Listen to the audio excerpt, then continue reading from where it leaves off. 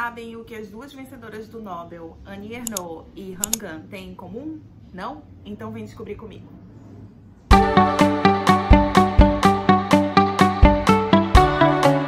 Olá, gente! Eu sou a professora Susana Veiga, sou a dona deste canal e que deixou ele um pouco abandonado durante um tempo, mas eu tenho minhas justificativas. A primeira delas é que eu me mudei de cidade.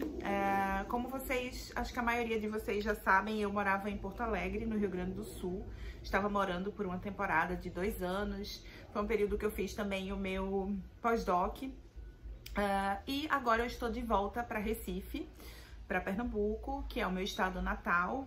E essa mudança aconteceu ali entre os meses, a decisão dela, na verdade, foi tomada entre os meses de outubro e novembro. Então, dezembro eu voltei para Porto Alegre para fazer todo o processo de entrega de apartamento, de mudança, de ver o que eu traria para cá ou não. E quem se muda, especialmente em uma distância tão longa, né, de um lado ao outro do Brasil, deve saber que não é fácil fazer mudança, não é barato também, né? Mas eu acho que a pior parte é justamente essa questão do tempo, né? A gente fica sem tempo, assim. E final de ano, geralmente, é quando eu organizo o clube de leitura, que eu acho que a maioria de vocês já conhecem. Quem não conhece, eu vou deixar a página do clube de leitura aqui na descrição, que é o clube de leitura Teoria Feminista Ontem e Hoje, que eu criei e medio, e que para esse ano de 2025 ia ser um desafio, assim, que a gente tá fazendo a leitura do Segundo Sexo, da Simone de Beauvoir. Enfim, foram muitas coisas que aconteceram e que me deixaram sem tempo para me dedicar a fazer vídeos. Como vocês sabem, fazer vídeo não é fácil. Primeiro porque você tem que ter um tema. E assim, eu odeio a lógica produtivista do capitalismo. Odeio essa ideia de que você tem que soltar um vídeo por semana, então você pode colocar qualquer assunto ou falar de qualquer porcaria ou escrever qualquer porcaria simplesmente porque você tem um prazo e você tem que fazer aquilo para não perder os interessados, para não perder pessoas. Então, assim, eu acho que é importante a gente ter essa constância na postagem de conteúdos para quem produz conteúdo, seja pro Instagram, seja pro YouTube, mas eu sou contra falar só por falar, né? Só para bater uma meta. Eu acho isso absurdo e eu acho que quando eu tenho algo interessante para falar, eu escrevo. Quando eu tenho algo interessante para dizer ou para fazer uma aula ou para, enfim, aí a gente eu venho e faço um vídeo, ou enfim, falo ou faço um conteúdo para o Instagram. Então eu sou um pouco contra essa lógica produtivista de fazer só por fazer, para manter aquilo ali dentro de um padrão, né? Gente, eu sou completamente contra padrão, contra modelos. Então, assim, caos. Tem ordem no meu caos? Tem, mas eu sou caótica. E infelizmente quem não gostar é isso, né? A gente vai procurar o que a gente se identifica mais, não é verdade? Mas vamos ao tema desse vídeo, né? Recentemente eu li o último livro que eu li da Ernaux, a Annie Ernaux. Tá aqui o boxezinho dela na minha estante. Na minha mudança, deixa eu fazer um parênteses aqui, né? Eu tinha quase todos os livros da Ernaux comprados.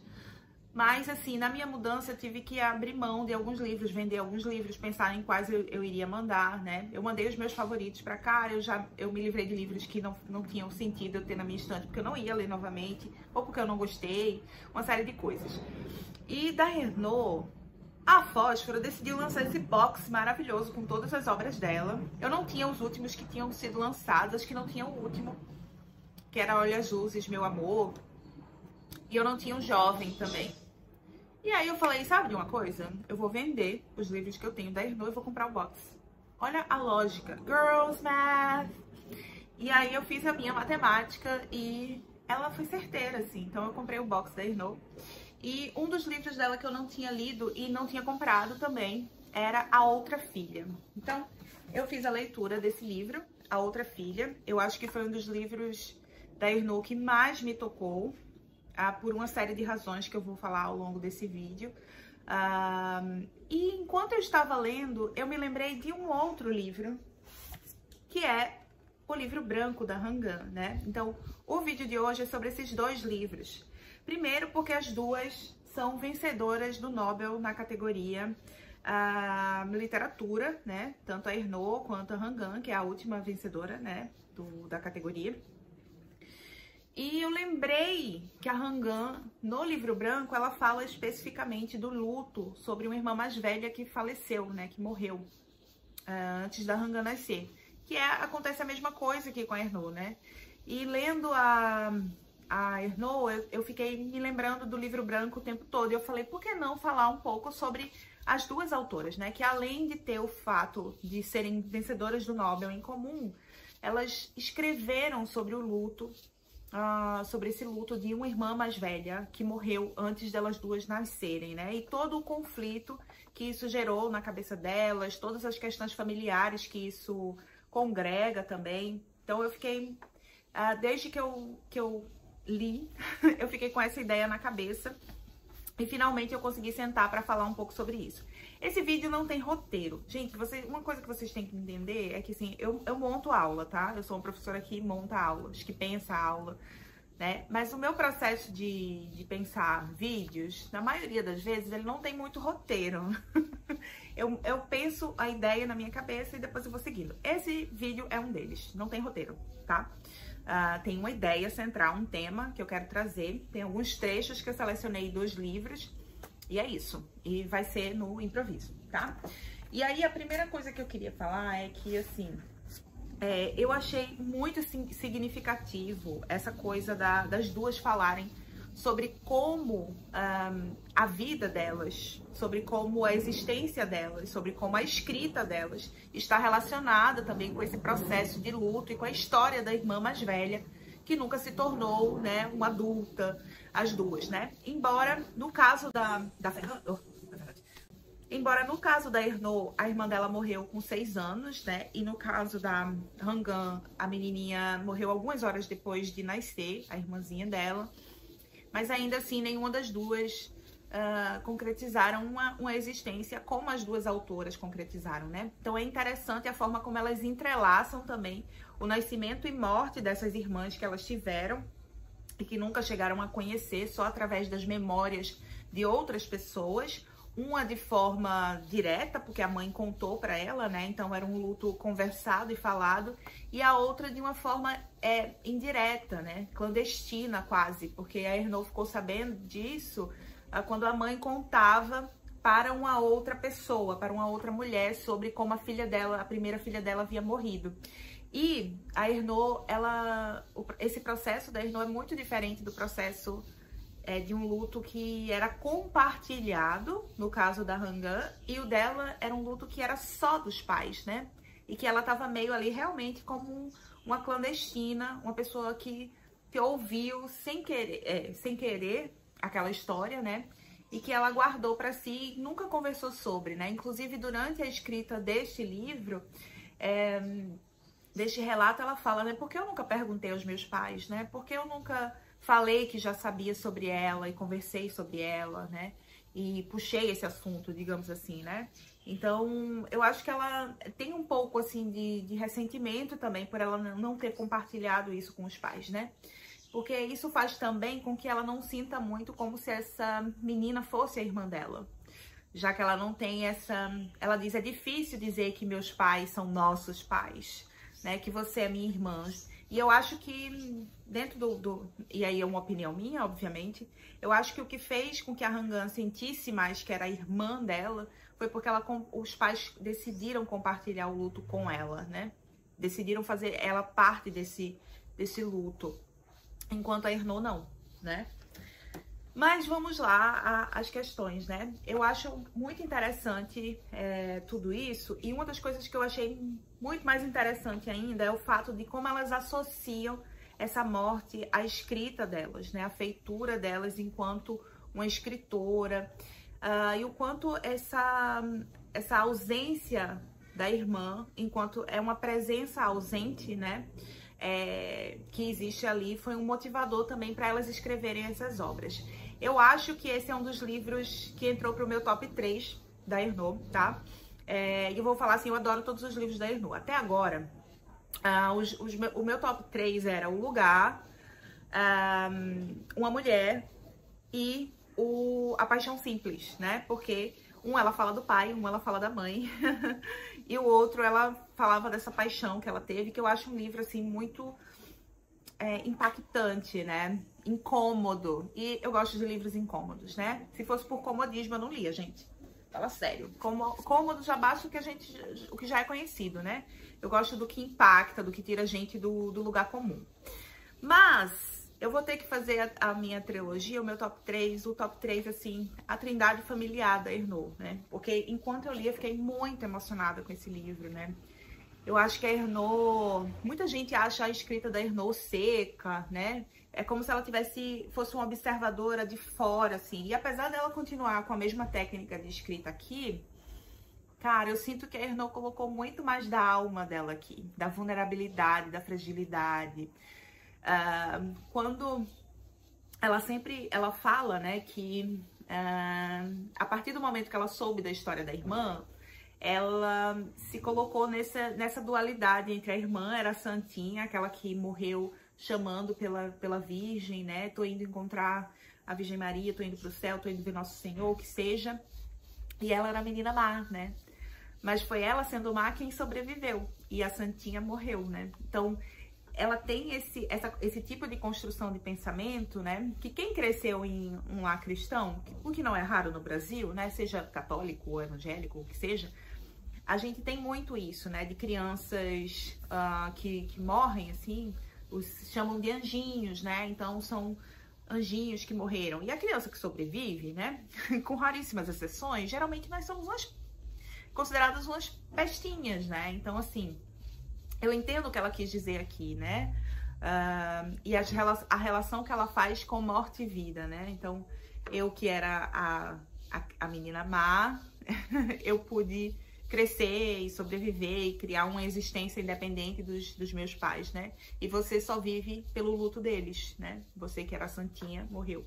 Então, eu acho que esse livro, ela se fragiliza de um jeito, porque assim, ela se vulnerabiliza ao expor uma história como aquela, né? De Paixão Simples, por exemplo, né? Tipo, ela se expõe ao julgamento das pessoas, porque as pessoas julgam enormemente, né? Todo mundo que leu esse livro, a maioria das pessoas que leu esse livro, assim, julgou a Ernaux horrores, né? Eu achei super divertido, gente, pra falar a verdade, assim. Eu acho os pensamentos que ela teve extremamente malucos. Eu acho que ela se arriscou, sim, mas eu acho isso corajoso para caramba, né? Eu acho que a maioria das pessoas é muito acomodada e não dá vazão livre, especialmente as mulheres, né? Por toda a estrutura que nós já sabemos, raramente dá vazão a esses ímpetos, assim, né? Então, pra mim, aquele livro é incrível. É muito mais corajoso e ousado do que, estou, né, mostrando esse meu lado tão vulnerável de uma mulher que se apaixona, né? Aqui não. Aqui eu acho que a Ernaux, ela tira uma parede de frente de um coração muito frágil que tá exposto ali pra gente, né? Ela fala de um luto que foi negado a ela. E ela entende que essa morte foi necessária para que ela vivesse, porque os pais só iriam ter um filho. A mãe dela diz, né, que só tinha lugar para um filho dentro do plano deles, né, do planejamento deles. A gente sabe que naquela época, na França, etc., não era exatamente conhecida pelo planejamento familiar, né? Mesmo porque essa época entre guerras, né, era uma época que a França estava com um déficit populacional muito grande, né? Inclusive eu já falei isso, mas falei especificamente para a turma que está lendo a Beauvoir comigo, que é a turma do clube, então foi uma aula exclusiva. Mas essa época é uma época no pré-guerra e no pós-guerra também, de Segunda Guerra Mundial, é uma época que a França está passando por um déficit populacional muito grande. Então é incentivado no campo e na cidade que as mulheres tenham cada vez mais filhos para povoar o país mesmo, né? E os pais da Ernaux não tinham esse pensamento, né? Então, assim, ela fala isso, né? Se você tivesse vivido, eu não teria vivido. Então, foi necessário você morrer para que eu pudesse viver e escrever também, né? E eu acho que a decisão, eu sendo assim muito ousada na minha fanfic, eu vou dizer que a decisão de escrever esse livro para Ernaux deve ter sido muito mais difícil do que descrever o lugar, o acontecimento, uma mulher, porque ali ela tá falando da mãe com quem ela teve esse contato. Ali ela tá falando do pai também, mostrando o lugar de onde ela veio, as raízes, etc, né? Vingando a raça, como ela fala em A Escrita como Faca, né? E em um acontecimento é uma decisão política, né? Uma decisão política enquanto uma mulher, enquanto feminista, enquanto uma pessoa, né? Pró direitos reprodutivos. É uma decisão política, né? E aqui, falar sobre luto, escrever sobre luto, falar sobre o que você pensa que foi necessário, né? Você dizer que foi necessário a sua irmã mais velha, que você nunca conheceu, morrer para que você pudesse ser você, para que você pudesse existir e escrever sobre isso. E, gente, eu sou a irmã mais velha, né? Então, assim, isso me tocou muito profundamente, né? Ainda bem que eu vivi, né? Não foi necessário que eu morresse para que meus irmãos pudessem ser quem eles são, né? Mas, assim, enquanto irmã mais velha, eu senti tanto me coloquei no lugar da Ernaux, mas pensei nessas duas outras também que não sobreviveram, né?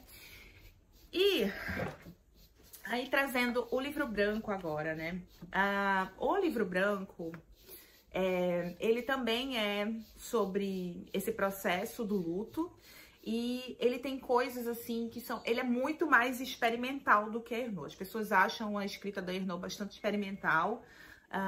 Quando eu li o livro branco, eu fiquei assim chocada pelo formato. A primeira coisa que me chamou a atenção nele foi o formato. Porque a Han Gan, ela já vem de 2 livros publicados aqui no Brasil e outro publicado fora, né, que é o Lições de Grego, que ainda não está traduzido para o português do Brasil, né? A versão que eu tenho dele, inclusive, é de português de Portugal. E esse é o 3º livro lançado aqui no Brasil, né? Depois de A Vegetariana e Atos Humanos. E ele é completamente diferente desses 2 livros, né? Ele é um livro que você não consegue classificar o gênero dele, porque ele é experimental, ele é um livro extremamente artístico. E ele é um livro que ele é conduzido pela cor branca, né? Para quem não sabe, eu vim até de branco, gente, para gravar esse vídeo. Para quem não sabe, o branco, né, que aqui no Ocidente significa pureza, né? Então se relaciona inclusive com o que a Ernaux fala sobre a irmã, que significa pureza, que é o branco das criancinhas, que é o branco do casamento. Na Coreia, a cor branca, ela é associada ao luto, né? Então, durante muitos anos, essa ideia de vestir preto em enterros, por exemplo, isso é mais uma introdução digamos assim, da perspectiva ocidental, da estética ocidental dentro daquela cultura, né? Porque a cor do luto na Coreia é o branco. Então é muito interessante que seja o livro branco, enquanto ela elabora uma história que também, ou que o fio condutor é a morte dessa irmã mais velha dela, né? Com apenas algumas horas de nascida, quando a mãe tinha apenas 22 anos, né? Então, é um livro muito bonito, é um livro muito poético, é um livro muito artístico, mas é um livro também que fala dessa dor da Han Gan, né? Que é uma dor que foi, como eu disse pra vocês, é diferente da dor da Ernaux. É uma dor compartilhada com os pais, né? Os pais decidem falar pra ela, olha, sua irmã mais velha morreu com apenas algumas horas de nascida. Uma das coisas que eu gosto também é que o contexto político é colocado dentro. O contexto, ele tá no intertexto desses livros, né? Tem um momento em que ela fala aqui, né? Que a mãe diz pra ela, talvez se eu estivesse na cidade, porque a mãe, o parto dessa irmã dela, né? Aconteceu quando a mãe estava em casa sozinha. O pai dela tinha passado, da Han Gan tinha passado num concurso público, então foi designado para uma cidade do interior, né? E a gente sabe que cidades do interior geralmente não é o caso só do Brasil, mas em vários lugares do mundo. Cidades do interior têm uma estrutura mais precária, especialmente em relação à saúde, né? A incubadora tinha sido recentemente introduzida na Coreia, então não era algo que havia em todos os hospitais. Então a mãe dela estava sozinha, foi ela que fez o próprio parto, né? A menininha nasceu de 7 meses.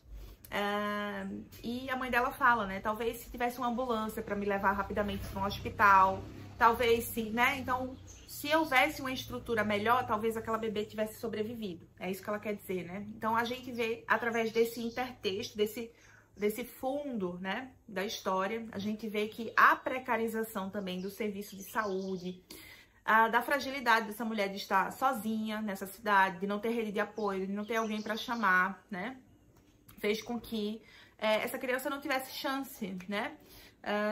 E no caso da Ernaux, né? E aí, só comparando aqui, no caso da Ernaux, acontece algo similar.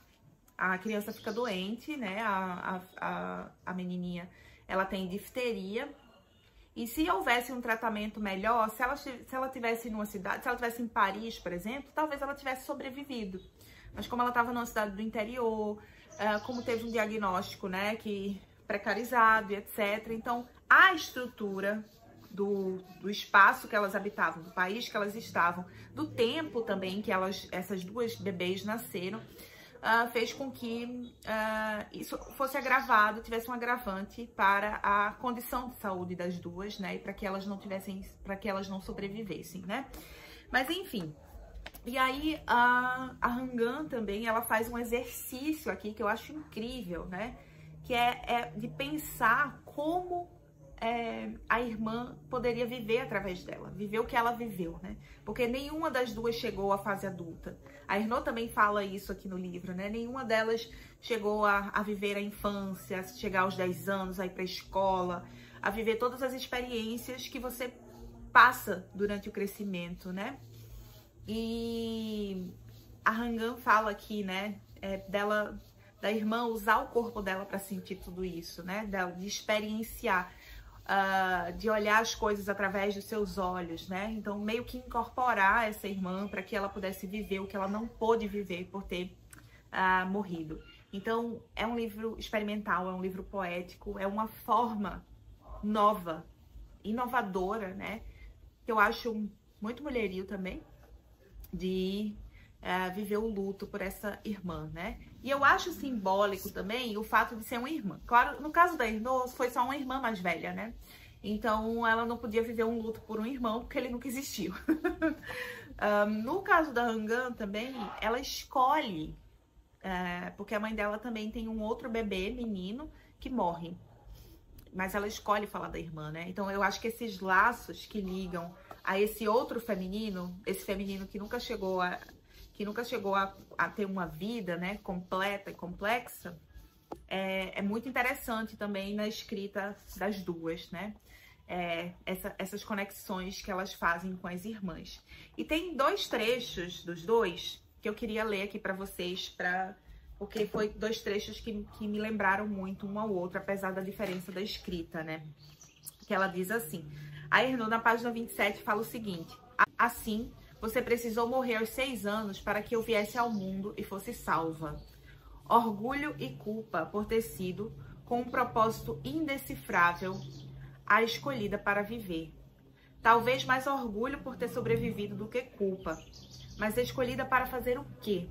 Aos 20 anos, depois de ter descido ao inferno da bulimia e da menstruação interrompida, veio uma resposta: para escrever. No meu quarto, na casa dos meus pais, preguei na parede a seguinte frase de Paul Claudel, cuidadosamente copiada numa grande folha com as bordas queimadas por um isqueiro, como num pacto satânico. Sim, acho que não vim ao mundo à toa, e havia em mim alguma coisa sem a qual o mundo não podia viver. Não escrevo porque você morreu. Você morreu para que eu escreva. Eis aqui uma grande diferença.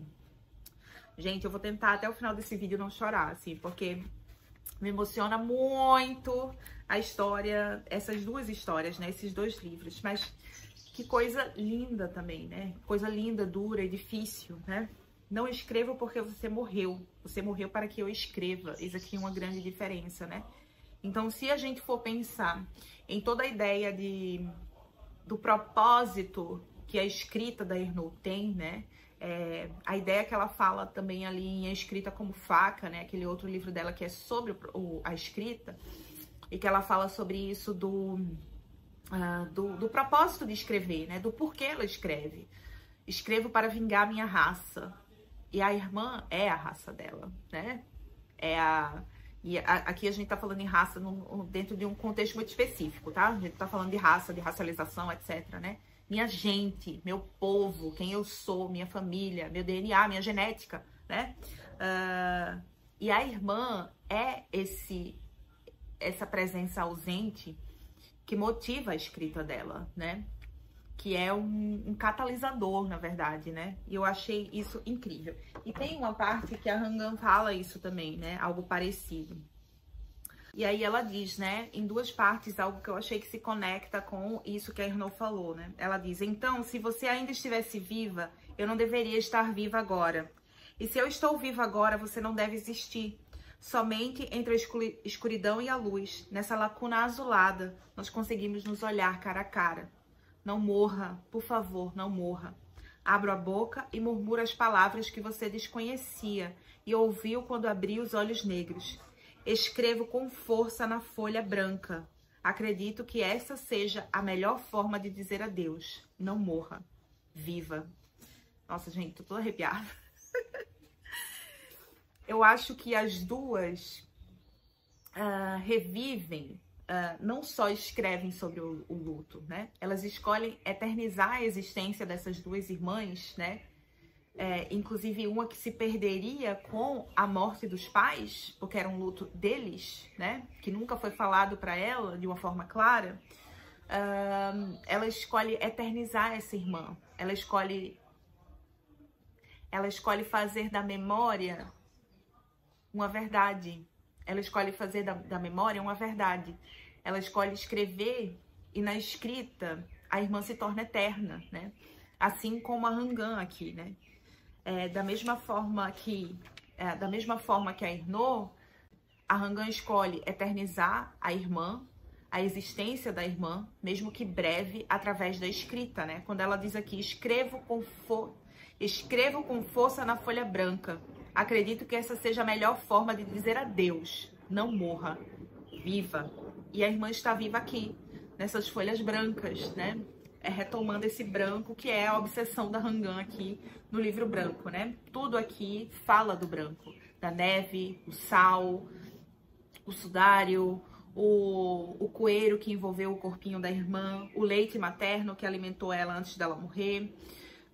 E o próprio branco como símbolo de luto, mas também de vida, né? A mãe fala que a bebê era muito branquinha também, que parecia um bolinho de arroz, né? Antes de ser cozido.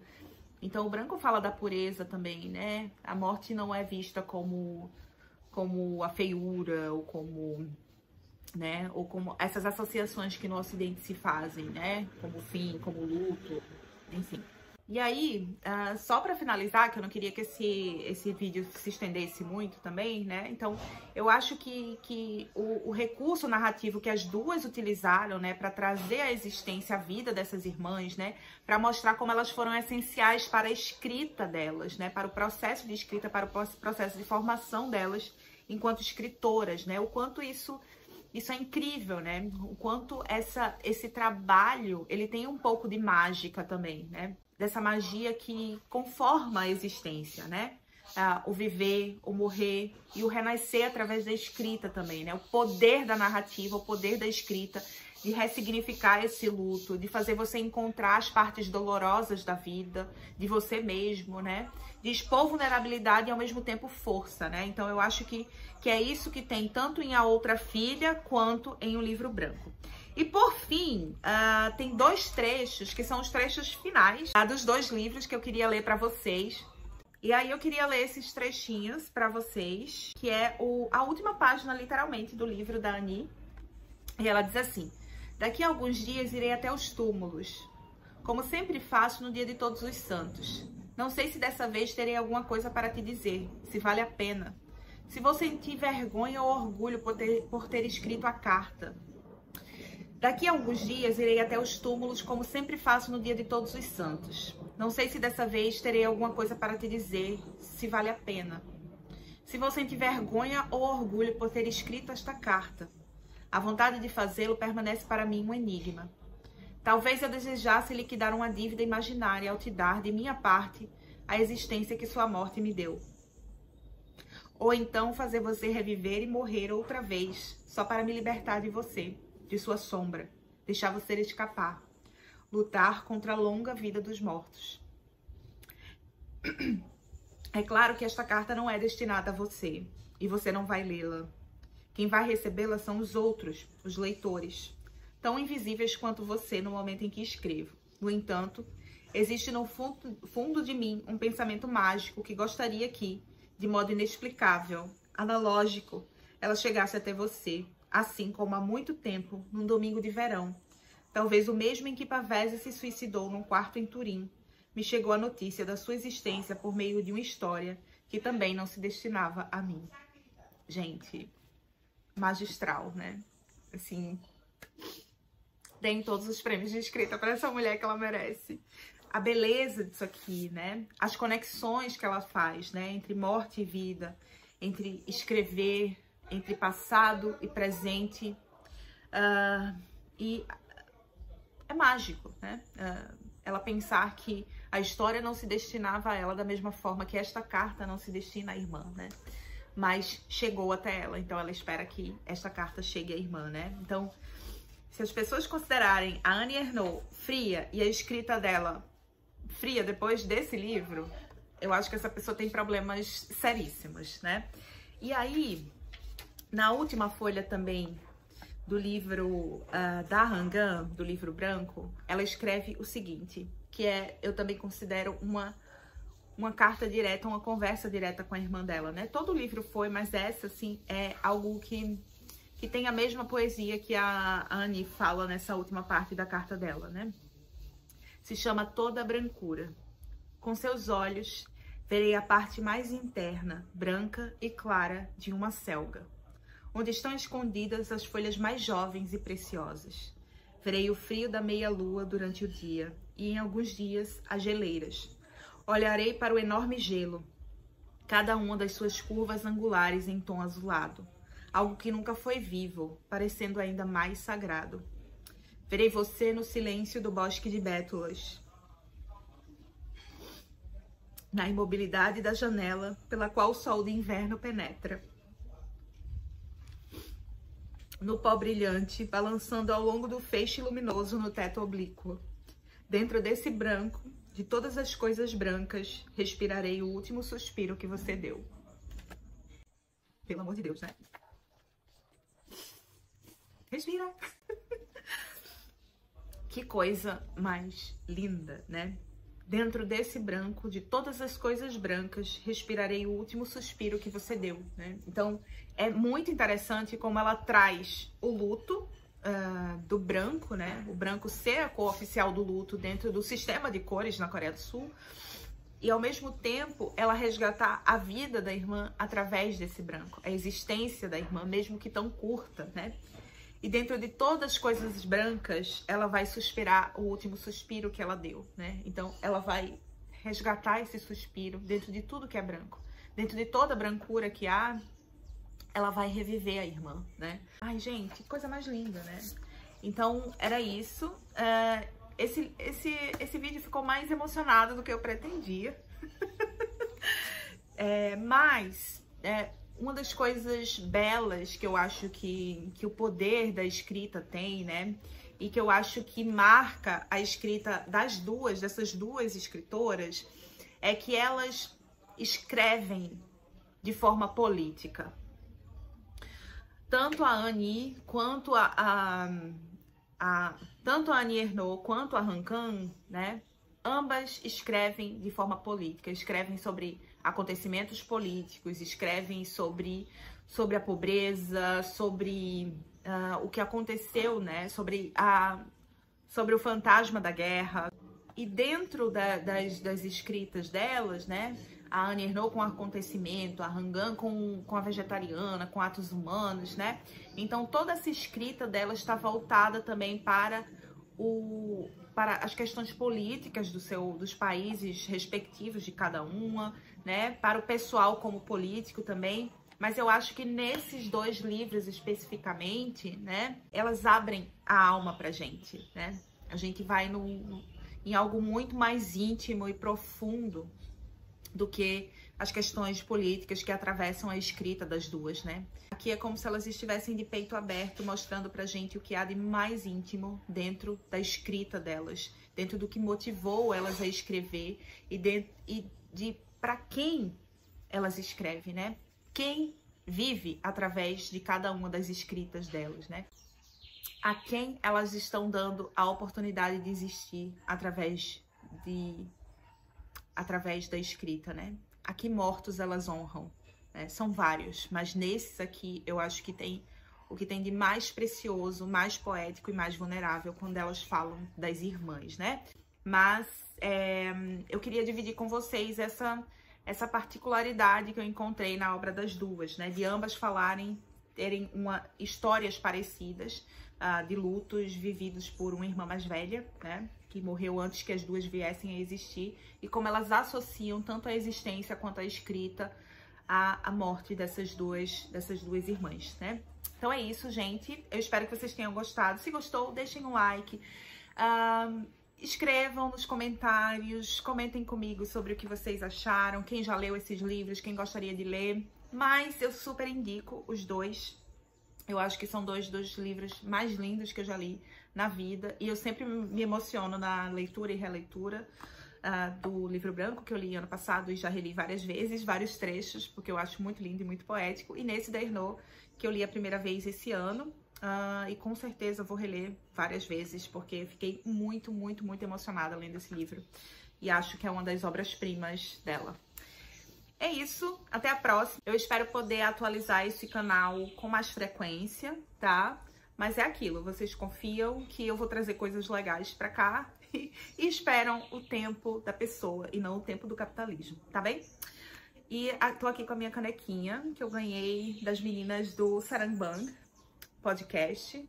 Sigam as meninas. Eu vou ter no dia 6 de março, vai sair um episódio onde eu tô lá com elas comentando o livro Kim Ji-young, nascida em 1982, falando sobre feminismo sul-coreano, sobre cultura na Coreia do Sul e mais outras coisas, né? Mas é isso, até a próxima.